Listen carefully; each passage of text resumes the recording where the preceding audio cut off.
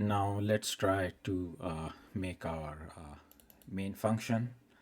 So we will create a file main.c.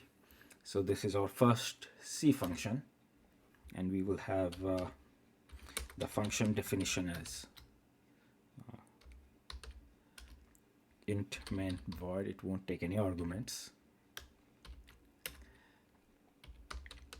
And this is an infinite loop.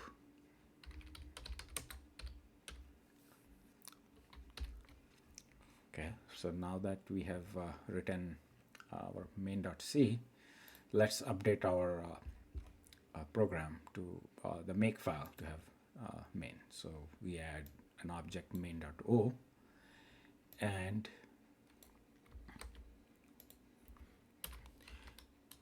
we create another recipe to compile the C file.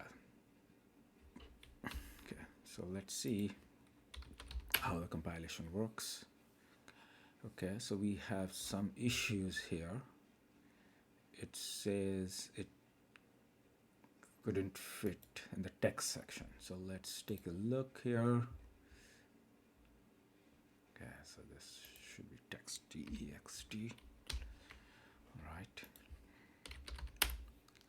Okay, so we have a successful compilation, and we can see that executable bear stm32 is created. We have two object files, make.o and startup stm32 f446re.o, and they're finally linked to bear stm32 binary. So in the next video, we will try to